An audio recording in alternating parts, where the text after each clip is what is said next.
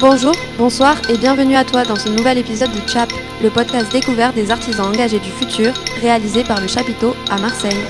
Aujourd'hui, nous rencontrons Valentin du Talus, une ferme urbaine de plus d'1 hectare située rue Saint-Pierre à Marseille. Il a pris le temps de venir nous voir au Chapiteau pour chapper avec nous et nous présenter la multitude de projets déjà accomplis et ceux à venir. Bonjour à toi Valentin et bienvenue au Chapiteau. Salut. Alors visiblement j'ai dit une petite bêtise. On n'est pas vraiment une ferme urbaine qui s'étend sur plus d'1 hectare. On a une partie on fait de la production de nourriture et on est quand même une partie de ferme urbaine, mais on est avant tout un tiers-lieu qui accueille différentes activités. Et donc la ferme en elle-même ne fait pas plus d'1 hectare, mais la totalité des parcelles qu'on a récupérées fait près d'1 hectare. D'accord. Ça reste moins. J'ai été un peu marseillaise sur le coup, c'est ça. Ouais. Bon, du coup, pour commencer, tu nous as un petit peu parlé du Talus, mais est-ce que tu peux te présenter toi et nous dire quel est ton rôle au sein du Talus ? Alors moi c'est Valentin Charvet, je fais partie des fondateurs de l'association et du projet Le Talus, qui a été cofondé avec Karl Panner, qui n'est pas là. Moi je m'occupe de tout ce qui va être lié à la programmation, la coordination générale, la communication, la conception d'aménagement et tout ce qui va avoir attrait à l'événementiel, recevoir du public, concevoir de nouveaux produits, et en même temps que je travaille sur des appels à projets et de la conception d'aménagement en dehors de chez nous. D'accord, donc tu es quand même assez multitâche, plusieurs casquettes. Et du coup, tu es à l'origine du projet ? Oui. D'accord. Et depuis quand est-ce que vous existez et comment vous avez fait grandir un petit peu ce projet si tu as un petit historique à nous faire, une petite histoire par rapport à ça. Bon, alors la petite histoire de la genèse en rapide. Moi j'ai passé 6 ans à Berlin avant de revenir à Marseille, où j'ai grandi à la base. Ouais, et donc là-bas j'avais vu beaucoup de lieux qui m'avaient inspiré, beaucoup de tiers-lieux où ils partaient de pas grand-chose et réussi à faire une vraie dynamique sociale et environnementale.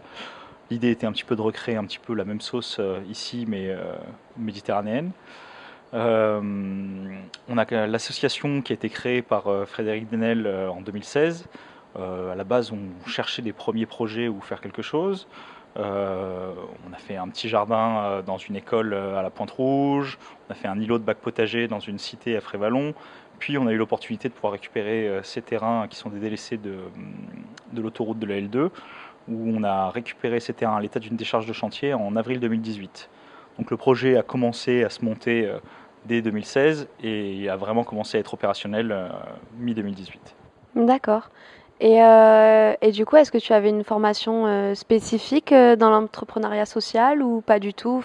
Pas du tout. D'où tu sors Pas du tout. Moi, je m'étais impliqué dans d'autres projets de lieux et de jardins urbains, en Allemagne notamment. Puis j'ai un peu roulé ma bosse en voyageant, en voyant des lieux à droite à gauche dans d'autres pays, faisant un peu de woofing. Puis c'est des rencontres et des lieux comme ça qui m'ont inspiré et qui m'ont donné envie de faire mon propre lieu.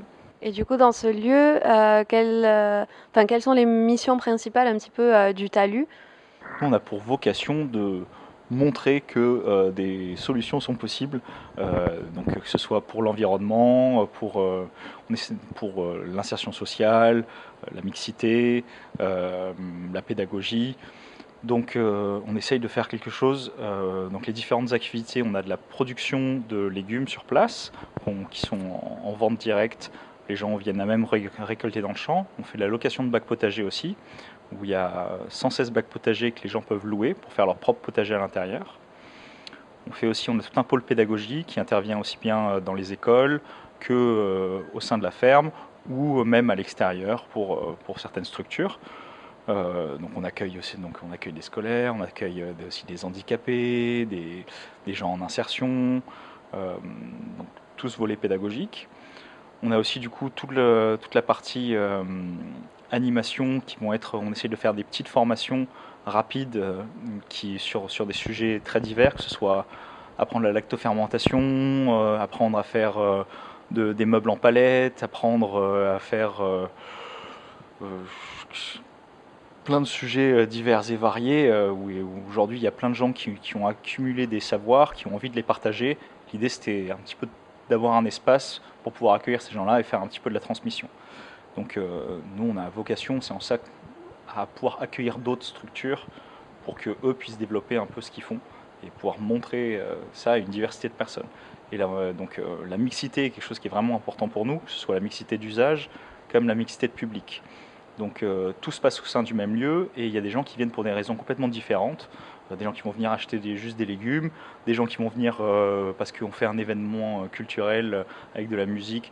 Et donc il y a plein de publics différents qui vont se rencontrer autour d'un même lieu et ça les sensibilise autour des questions d'environnement, comment transformer notre ville, se réapproprier des espaces et la participation active du citoyen dans tout ça.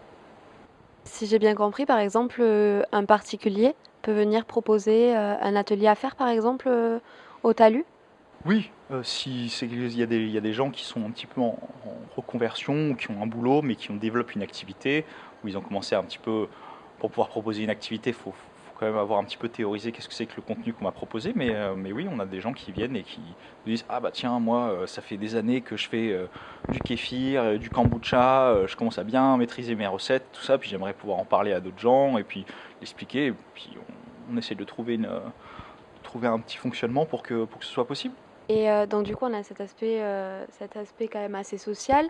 Mais aujourd'hui, qui sont les personnes qui font le talus, qui le font exister? Vous avez des salariés, des bénévoles, des adhérents? Comment vous fonctionnez en fait? Comment vous vous financez? Et comment vous Alors, fonctionnez? c'est deux questions un peu distinctes, mais dans le fonctionnement, donc on a des salariés. Donc là, en ce moment, on est 5, bientôt 6 salariés. Puis avant tout, la grande force vive de ce projet, c'est des gens qui sont en service civique. Donc chaque année, on a deux poules de service civique qui restent maintenant plus que 7 mois, donc ils viennent en deux vagues. Et donc, c'est plein de gens qui ont moins de 26 ans et qui ont envie de découvrir cette initiative associative, s'impliquer à l'intérieur, et ça devient l'équipe du projet. Et, euh, et donc, c'est eux qui font aussi vivre quand même le projet, en plus de tous les adhérents. Donc, comme on est associatif, pour pouvoir avoir une quelconque interaction avec le projet, il faut devenir adhérent. Donc depuis le début du projet, je crois qu'on totalise à peu près 3800 adhérents, quelque chose comme ça,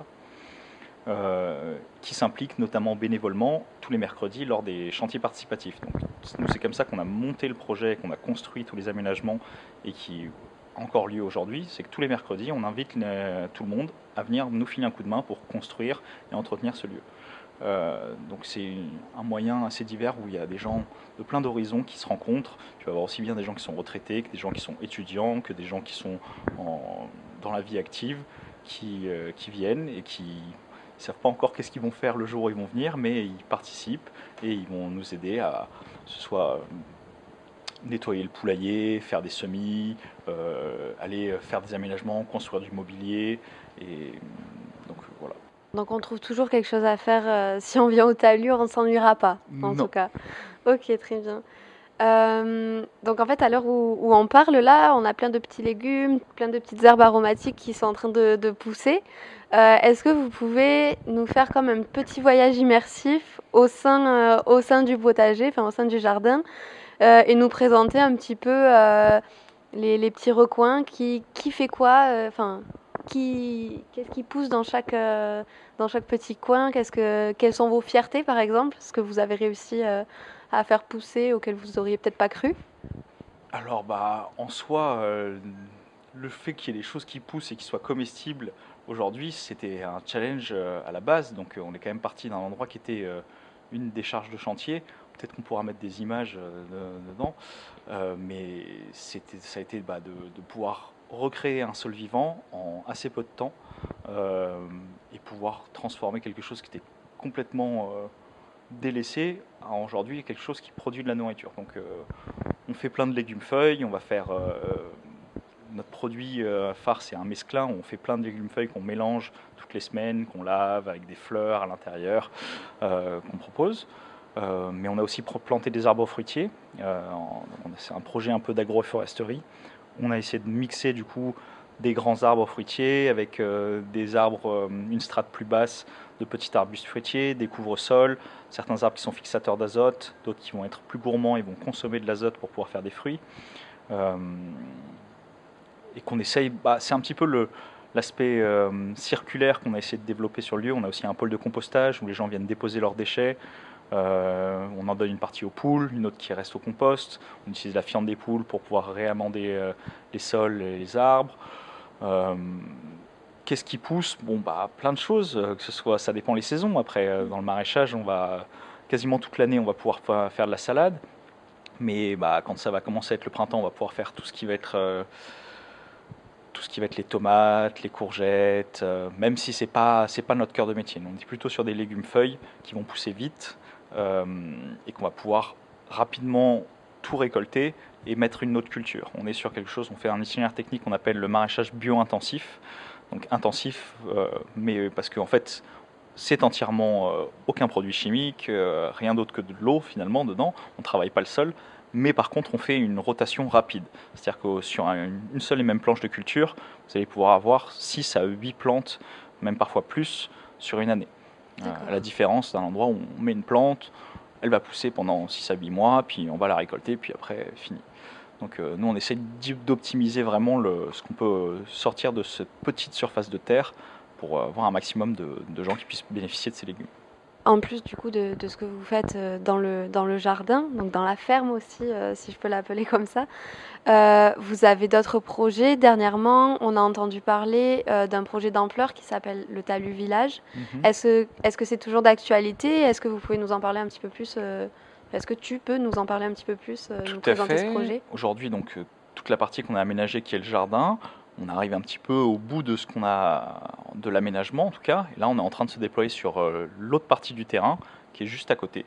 Où là, on n'est pas sur de la terre, on est sur une grande dalle béton.